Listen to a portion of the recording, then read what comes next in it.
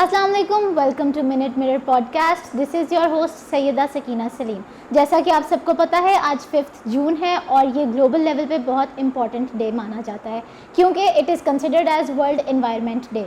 तो इसी से रिलेटेड आज हमारे पास एक बहुत अहम और रिस्पेक्टेबल पर्सनैलिटी मौजूद है जिनका नाम है हसन बिन सादत।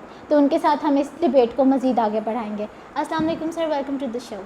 वालेकुम अस्सलाम सकीना, बहुत बहुत शुक्रिया और thank you very much Minute Mirror for having me on this programme, क्योंकि ये बहुत इंपॉर्टेंट टॉपिक है। आज वर्ल्ड एनवायरनमेंट डे है जिसको हम डिस्कस करने जा रहे हैं। जी सर, तो वर्ल्ड एनवायरनमेंट डे से रिलेटेड आप अपने बारे में थोड़ा बताएं कि as climate change analyst and experienced member आप क्या बताएंगे कि हमारी जो एनवायरनमेंट है अभी उसके अंदर क्या चेंजेस की ज़रूरत है और कैसे क्लाइमेट चेंज उसको इफेक्ट कर रहा है। जी, वर्ल्ड एनवायरनमेंट डे जो है ये यूनाइटेड नेशन ने स्टार्ट किया था एंड इट स्टार्टेड आफ्टर 1970, जब दुनिया में जो है एनवायरनमेंट मूवमेंट स्टार्ट हुई थी। और उसके बाद स्पेशली दुनिया में सबसे पहला जो कानून है वो एनवायरनमेंट का आया था 1970 में, जिसे हम नीपा कहते हैं, नेशनल एनवायरमेंटल पॉलिसी एक्ट। उसके बाद से जो है ये बाकायदा 5 जून जो है इसको डिक्लेयर किया गया और हम इसको मनाते हैं।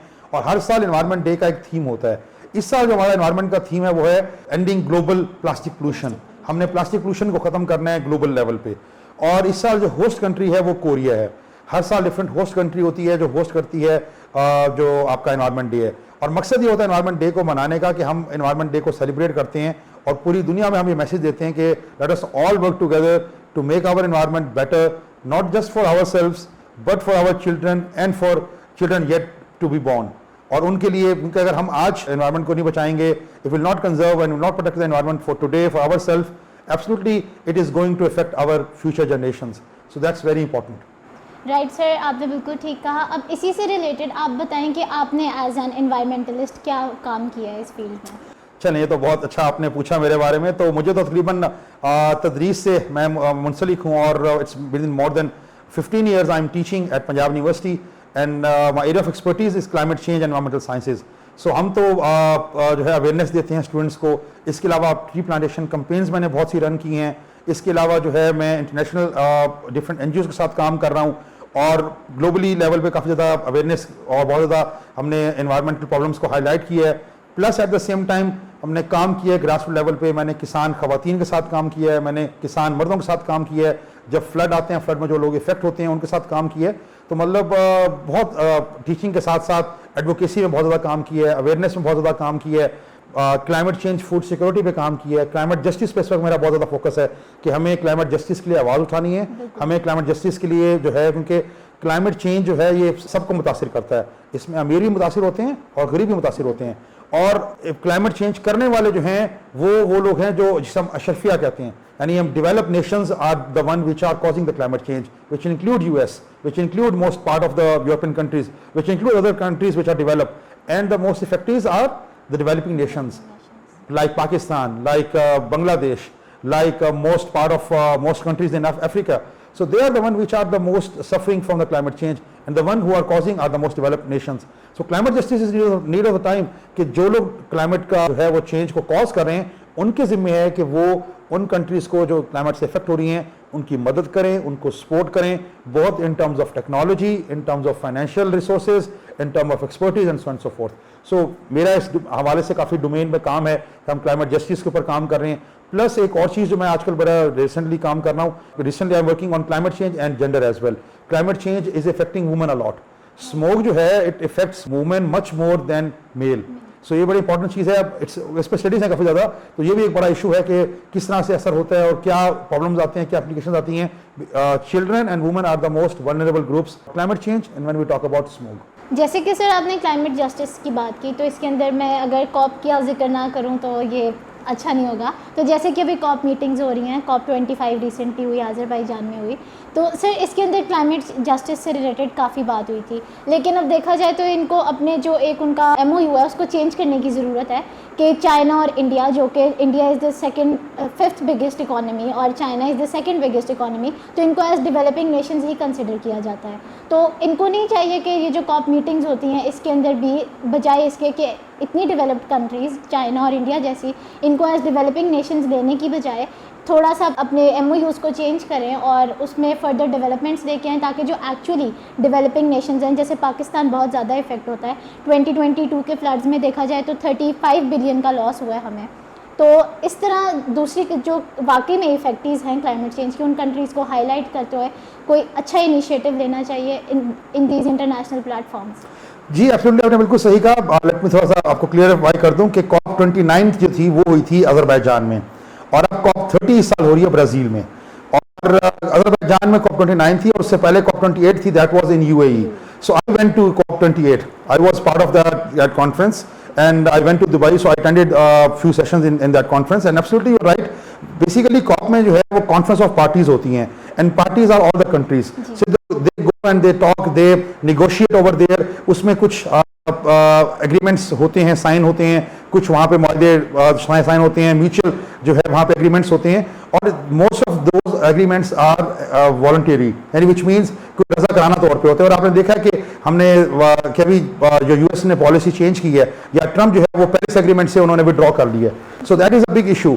अच्छा, अब हमने जो बात की कि developing nations, both China and both India are now causing a lot of global warming pollution, because China में बहुत ज़्यादा कोल फायर पावर प्लांट्स हैं, और इनफैक्ट बीजिंग जो था it was very poor, very worst affected with the smoke due to the coal burning.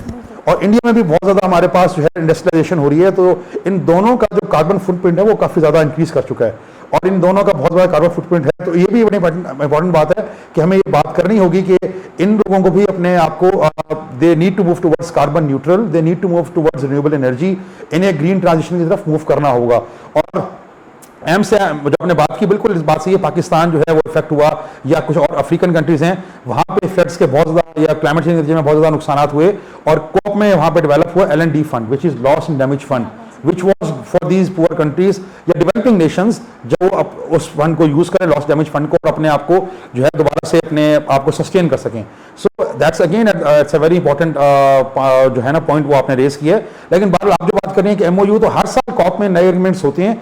बाकी ये जो नेशंस क्या डेवलप हैं या डेवलपिंग नहीं है, that is decided by the UN, that is by the United Nations security council, by the United nation, जो आपकी बॉडीज हैं वो डिसाइड करती हैं कि कौन सी कंट्री अब नेशन से डेवलप नेशन में जाती है, वो UN का चार्टर है वो डिफाइन करता है। COP पे जाके वो एनवायरनमेंट के वाले से बात कर सकते हैं, क्लाइमेट के वाले से बात कर सकते हैं कि क्लाइमेट चेंज पे क्या वो स्टेप्स ले रहे हैं, या क्लाइमेट चेंज पे वो क्या जो है मिटिगेशन या अडॉप्टेशन पे मेजरमेंट्स ले रहे हैं। So that is more focus on climate change than on the overall GDP और overall development of a country. Sir, इसी तरह मैंने एक इंटरव्यू सुना था, उसके अंदर जो एक एनालिस्ट थे वो कह रहे थे कि हमारी जो कंट्री थी it was very backward in terms of representing itself, क्योंकि वहाँ पर जो सारी बाकी कंट्रीज थी, डेवलपिंग नेशंस थी, उन्होंने अपने बहुत अच्छे सेटअप सेट किए हुए थे, और प्रॉपरली उन्होंने अपने आप को पोर्ट्रे किया हुआ था कि कैसे वो लैग करते हैं इन terms of climate and in terms of environmental measures. तो इसके अंदर आप क्या कहेंगे कि पाकिस्तान को वाकई ज़रूरत है एक इंटरनेशनल फोरम जो कि बहुत इंपॉर्टेंस रखता है पूरी वर्ल्ड में, और ऐसी कॉन्फ्रेंसेस में कि अपने वाकई इश्यूज़ को फर्दर अच्छे तरीके से पोर्ट्रे करें, ताकि जो एक क्लाइमेट जस्टिस का कॉन्सेप्ट है जो नेशंस को मिला हुआ है उसके अंदर उनको ज़्यादा सपोर्ट मिल सके। सकीना, आपने बिल्कुल बहुत अच्छा सवाल किया है, और मैं इसमें बिल्कुल ऐड करना चाहूँगा, वहाँ पे पेविलियंस होते हैं डिफरेंट कंट्रीज़ के, और अनफॉर्चुनेटली पाकिस्तान का पेविलियन उस तरह से नहीं है जिस तरह से होना चाहिए। और उसमें रीजंस ये हैं कि बहुत कम ऐसा होता है कि जो आपके रिप्रेजेंटेटिव जाते हैं they are familiar with the current government policies and they are familiar with the current development happening at the international platform. So बहुत इंपॉर्टेंट चीज़ है कि जो हमारा डेलीगेशन जाता है, गवर्नमेंट डेलीगेशन लेके जाती है, उसमें हमें एक्सपर्ट्स को लेकर जाना चाहिए। उसमें हमारे पास जितने जो एनवायरमेंट प्रोटेक्शन डिपार्टमेंट है, इस साल COP 29 में ऐसा हुआ था कि हमारे एनवायरमेंट प्रोटेक्शन एजेंसीज के लोग गए हुए थे, क्योंकि some of my students they are working in environment protection agency, EPA में काम कर रहे हैं, और इस साल बाकायदा उनको गवर्नमेंट लेके गई थी। बहरहाल इसके अलावा जो है मेरे ख्याल से जो बहुत बड़ा मिसिंग पॉइंट है वो ये है कि for the last 5 years I am in touch कि COP में क्या हो रहा है, कैसे हो रहा है। मैं सारा इसको स्टडी कर रहा हूँ, पूरा देख रहा हूँ इसको। मैंने नहीं देखा कि एकेडेमिया से लोग जा रहे हो, मैंने नहीं देखा कि कोई क्लाइमेट चेंज एक्सपर्ट्स गवर्नमेंट के पैनल पे हों जिनको गवर्नमेंट लेके जा रही हो, जिन्होंने रिसर्चेस की हुई हैं, कोई रिसर्चर्स, कोई एकेडमिशियंस, कोई क्लाइमेट चेंज एक्सपर्ट जो इनका काम इसके ऊपर है, जो गवर्नमेंट डेलीगेशन पर जा रही हूँ। नॉर्मली क्या होता है, गवर्नमेंट के मिनिस्टर्स जाते हैं, उनके साथ सेक्रेटरी जा रहे होते हैं, so it's more of a you can say bureaucratic setup है जो जा रहा होता है, and most of them are not literate about climate change, they not they don't know what about the global climate politics क्या हो रही हैं, क्लाइमेट चेंज के वाले से जो मिटिगेशन ऑपरेशन मेजर्स हैं वो क्या हो रही हैं, या पूरी ग्लोबल आपकी जो ये क्लाइमेट निगोशिएशंस है वो क्या होती हैं। सो वो बड़ा इंपॉर्टेंट मैटर करता है कि हमें बिल्कुल उन एक्सपर्ट्स को लेके जाना चाहिए। इसमें गवर्नमेंट को बार बार कहूंगा कि जो डेलीगेशन गवर्नमेंट लेके जाती है उसमें government needs to include researchers, climate change experts, academicians, ताकि आपके पास वहां पे डाटा फैक्ट्स फिगर्स के साथ हो कि ये हमारे रिसर्चर्स हैं, ये काम किया है और ये कंडीशन है जिसको हमने हाईलाइट करना है। क्योंकि हमारे पास जो नॉर्मली रिपोर्ट्स भी वहां पेश करी जाती हैं वो सारी रिपोर्ट्स होती हैं जो बाहर के लोगों ने स्टडी की होती हैं। तो why not we bring our own reports and the data that is you can say ना, हम जैसे हम कहते हैं कि प्राइमरी डाटा हमारे पास हो जो हमने खुद कलेक्ट किया हुआ है, वो ज़्यादा बेहतर वो है बनस्पत इसके कि सेकेंडरी डाटा हमें कोई बताए और उसके ऊपर हम जो है वो सारी अपनी निगोशिएशंस करें। जी सर, तो इसके अंदर अब जैसे यूएन ने एसडीजीज दिए हुए हैं, सस्टेनेबल डेवलपमेंट गोल्स, उसके अंदर आपको एज एन एनवायरमेंटल स्पेशलिस्ट आप क्या कहेंगे कि हमारी जो कंट्री है उसके अंदर कितनी इम्प्लीमेंटेशन है उन एसडीजीज की? एसडीजीज जो हमारे 17 है उसमें जो एक अच्छी चीज़ थी वो थी आपका जो क्लाइमेट एक्शन गोल था, और उसमें पिछली गवर्नमेंट ने जो बड़ा अच्छा इनिशिएटिव था उसको यूनियन भी हाईलाइट किया था, that was a billion tree tsunami. So मैं एक बात हमेशा कहता होता हूँ कि हमें जब भी आप डेवलपमेंट की बात करें, जब भी आप देखें कि कंट्री के बेटरमेंट के लिए कौन काम कर रहा है, तो हमें पॉलिटिक्स के साथ जो भी आपकी एफिलिएशन है, you support any party that's fine, but जो अच्छा काम कर रहा है हमें सपोर्ट करना चाहिए। So I disagree with many of the politics, many of the policies of the previous government, but this was very good initiative of the previous government कि उन्होंने बिलियन ट्री सुनामी को इनिशिएट किया था, और that was an initiative which was highlighted even at the UN level कि हमने billion tree tsunami में इतने पौधे लगाए, इतने दरख्त लगाए कि हमने क्लाइमेट एक्शन के लिए उस टारगेट को कुछ हद तक अचीव किया। सो ये एक अच्छी चीज़ थी जो पाकिस्तान ने इस हवाले से काम किया। ये प्रेजेंट गवर्नमेंट जो है सोलर पे काफ़ी काम कर रही है, इन्होंने सोलर पैनल्स को सस्ता किया है, सोलर एनर्जी को बहुत ज़्यादा पॉपुलराइज किया है, that's a very good initiative this present government is working on. इसी तरह जो इलेक्ट्रिक व्हीकल्स पे हम आ रहे हैं, that's also very good. But यहाँ पे दो चीज़ें मैं ऐड करता जाऊँ, electric vehicles are very good if we are getting electricity from renewable energy. It doesn't matter, it is of no use कि आपकी इलेक्ट्रिक कार है और आप उसे जो हमारी कोयले से या हमारी तेल से बिजली बन रही है उस पर चार्ज कर रहे हैं, ये तो कोई बेनिफिट नहीं है। बेनिफिशियल तब है इलेक्ट्रिक कार्स जब हम सोलर से, विंड से या हाइड्रो एनर्जी से उनको चार्ज करेंगे। तो ये बहुत इंपॉर्टेंट चीज़ है। और having said this, billion tree tsunami पे एक चीज़ बड़ी इंपॉर्टेंट थी कि क्या बिलियन ट्री लगे या 10 बिलियन ट्री लग सकते थे, दैट्स अनदर क्वेश्चन। मैं हमेशा कहता हूँ 100,000 ट्रीज तो लगे, 500,000 ट्रीज तो लगे, यानी 5 लाख तो लगे, 10 लाख तो लगे, कुछ भी। So what matter is what you have done, what you have contributed, जो आपने अपने हिस्से का दिया जलाया। तो जो भी दरख्त लगे उन्होंने क्लाइमेट एक्शन के लिए काम किया। तो पाकिस्तान ने इस डोमेन में थोड़ा सा काम किया, विच इज़ गुड। बाकी अभी बहुत से एसडीजीज हैं जिस पे हमें काम करने की ज़रूरत है। हमें पुअर्टी को कम करने की ज़रूरत है, हमें हंगर पे काम करने की ज़रूरत है, सस्टेनेबल सिटीज़ पे काम करने की ज़रूरत है, लाइफ ऑन अर्थ पे काम करने की ज़रूरत है, लाइफ बिलो वाटर पे काम करने की ज़रूरत है, सो एंड सो फोर्थ। सो काफ़ी अभी हमारे पास एसडीजीज पे still we need time to work on.